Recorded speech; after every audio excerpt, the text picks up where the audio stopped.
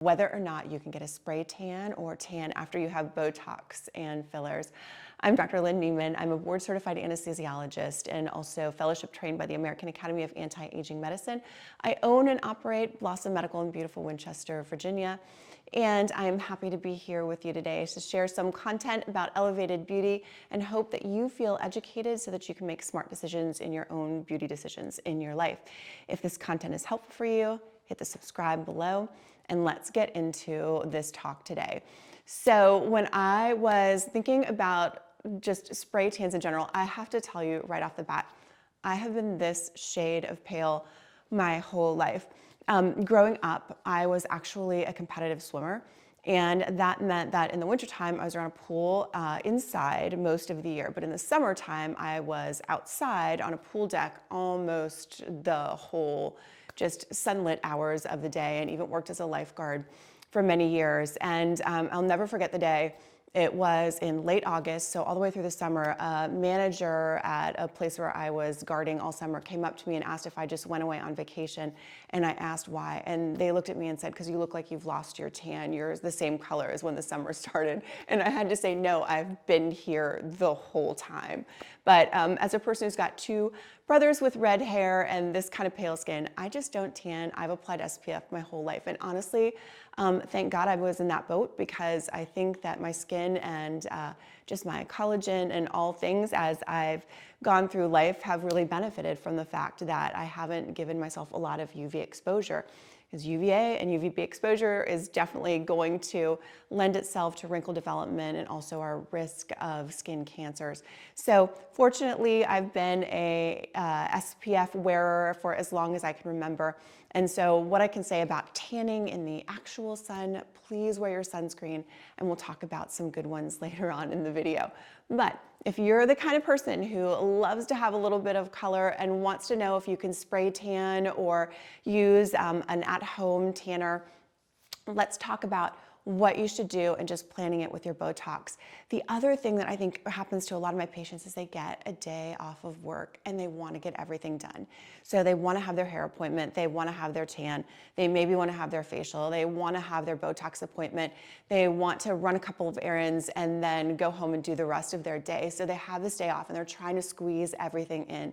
And although I applaud you for trying to squeeze everything in, sometimes when we're getting either Botox or injectables, we have to take a step back and look at the long-term results that we want and maybe what some of the other things that could potentially happen are, so that we keep ourselves on track to get the best results overall from both our injectables and also that tanning process. So let's talk about the tanning process. Our at-home or even our spray tan, the only FDA-approved chemical that we have in the United States is something called DHA. So that's dihydroxyacetone, which is a glycerin-based product. And basically what happens is that penetrates the skin and the stratum corneum.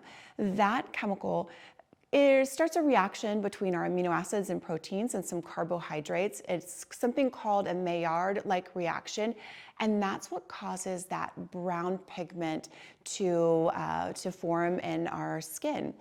And if you wanted to think to yourself, Maillard reaction, you can think in the kitchen. So that's the same reaction when you put toast in the toaster and you get that brown coating on the outside, or when you brown something in a pan.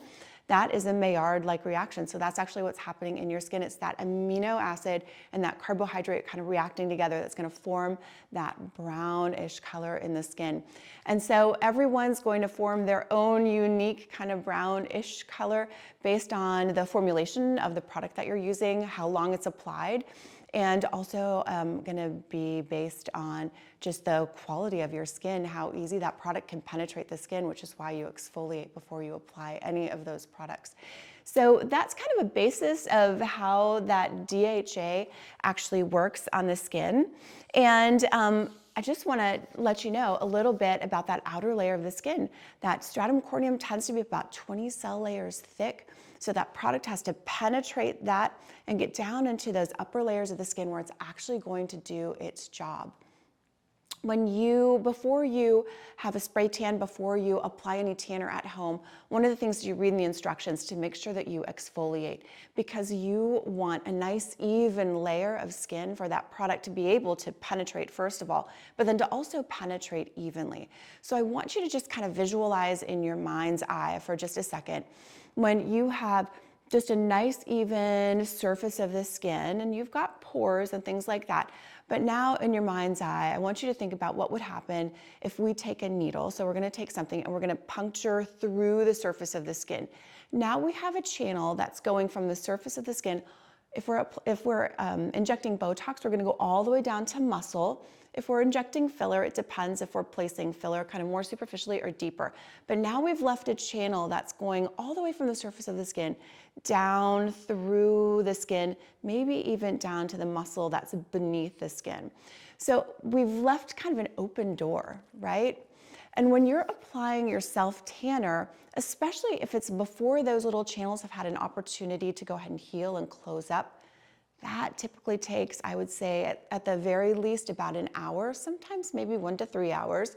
But if you apply your spray tanner directly afterwards, you're now allowing that product to potentially penetrate deeper into the skin than the surrounding areas. So you may end up, first things first, with an unwanted outcome from your tanner because you might have some uneven tanning where those needle or poke marks were. You could potentially have some areas that are a little bit darker and just look uneven. The other thing is, if you were to have your Botox done first, we always talk about some of the concerns with moving that Botox around. If you haven't watched any of the other videos, let me just remind you, or let me just teach you, that when we use Botox, we are going to place it in a very specific part of the muscle where we want that muscle to quiet down. Our Botox is concentrated so that it doesn't spread very much and it stays exactly where we inject it, or stays very close to where we inject it.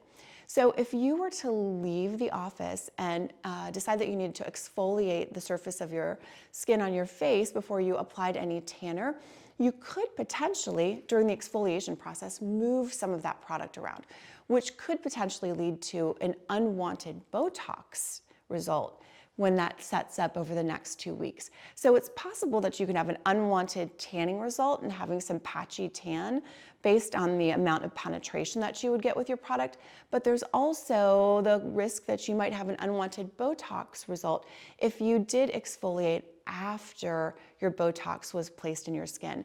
So there's a potential to have an unwanted outcome for both of them if you were to try to tan directly after your Botox treatment. And then also with filler, I'm not so much worried about you moving the filler around, but I am worried about those open channels. Of course, open channels in the skin are always a risk for not only your chemical, that DHA, just getting down deeper in the skin than we would want it to go, but also it's also a site for infection. It's also a site for any complications that could go on and when we have just a break in the skin. And so it's important to keep those areas clean, and not only with tanner, but even with makeup and your makeup brushes if you haven't cleaned them in a while. But we really just don't want you applying things over the skin until that skin actually has an opportunity to heal itself. And so if you were gonna leave here and you thought about having a spray tan done the same day, I would say, hold the horses. Why don't you do that tomorrow? I'm not worried about you doing it then, but for today, let's let that Botox just set up and do its job so that you have a beautiful outcome with your Botox, and you'll also have a beautiful outcome with your tanner. I do have to say that in the world of what we know about UVA and UVB exposure versus doing a self-tan, and you're a person who really just likes that golden brown color and you love the way a tan looks, I am 100% in support of you using a self-tanner. We have lots of safety data and we have lots of studies that support using a self-tanner. And I can honestly say, under no circumstances should you ever visit a tanning bed. Going to a tanning bed once increases your risk of skin cancer by over 20-fold times. So if you love that golden brown color, I support you using a self-tanner with DHA, but I would just say, wait until the day after your Botox or filler appointment for your best results. I want to share with you a couple of things that we have in the office that I think are amazing. So the first thing is, if you do like a self-tanner, if you do like a little bronze on your face and you have to just get your skin prepared by a little exfoliation, our Zeo exfoliating polish is absolutely amazing. We recommend this on a weekly basis for our patients just for part of their skincare. It helps all of your products penetrate the skin better so you get greater efficacy with your active ingredients, but this is a great prep for a self-tanner. This, God, it smells amazing, and it really just does a beautiful job gently exfoliating the surface layer of the skin to really, again, help you get a better tan, but also just to help all of your active products really just do their job, because they're able to penetrate the outer layers of the skin and get to those targets that they need to get to in the skin in order to do their jobs. But this is an amazing product by Zeo Skin. It's called their Smart Tone. It's an SPF 50, and it also has their Zeox, which is a really amazing ingredient that is proprietary to Zeo Skincare that really gives you just an antioxidant boost. And so it's gonna help to protect your skin from those free radicals and things that can cause skin damage. So over time, you get protection from the SPF, but you also get protection from the antioxidant boost in this product as well. It comes in a pump, and it's got a little bit of a color to it.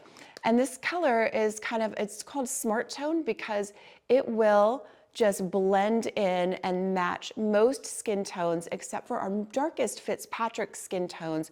Sometimes we can find a better product that blends in, but you can just see how this seamlessly matches the color of my skin, and if I put it on your skin, it would probably seamlessly match the color of your skin as well. This is an amazing product, and actually is a really nice primer to wear underneath any other makeup that you have. Has a little bit of that just sunscreen-ish fragrance to it, but it's kind of a flash and it will go away in about a minute or two, so it's not like you're gonna be smelling that all day long. The other product that I actually really love that Zeo makes is their gel sunscreen. This is also an SPF 50, and this product is absolutely amazing. Unlike a lot of skin or a lot of sunscreens that are just thicker, this is, I hope you can appreciate that in the camera, but it is really truly a gel, and it has the most silky, wonderful just texture to it, sinks right into the skin.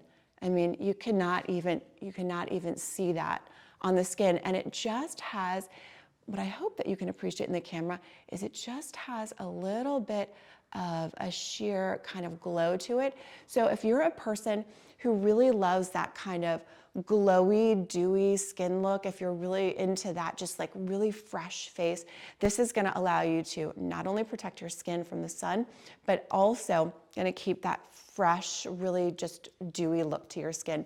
And that's an amazing thing. So those skin or those sun care products really have different, I think, different audiences. And so it just kind of depends what your preference is.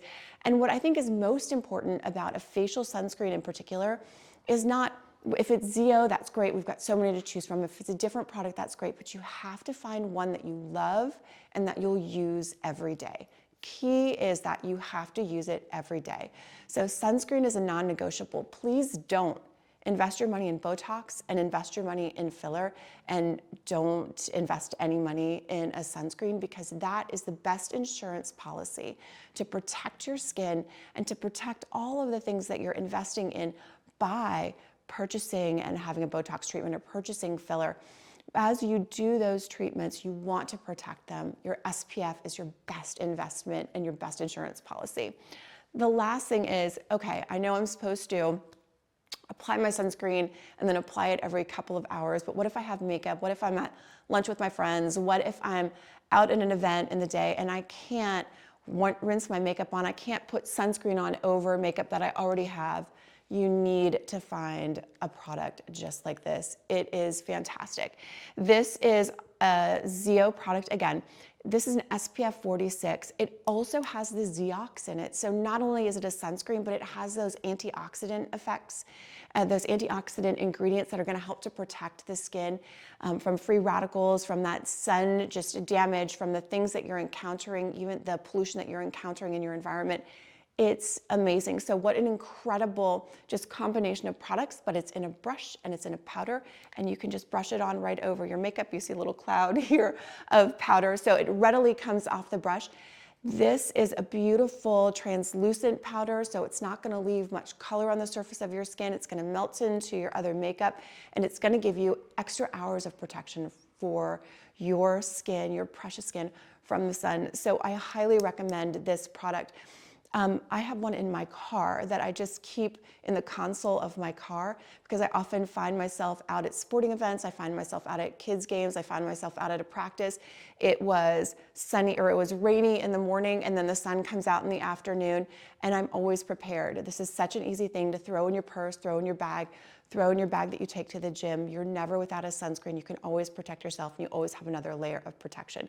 This is hands down something everyone should have. So if you live in Winchester, Virginia, you can stop by Blossom Medical and pick this up.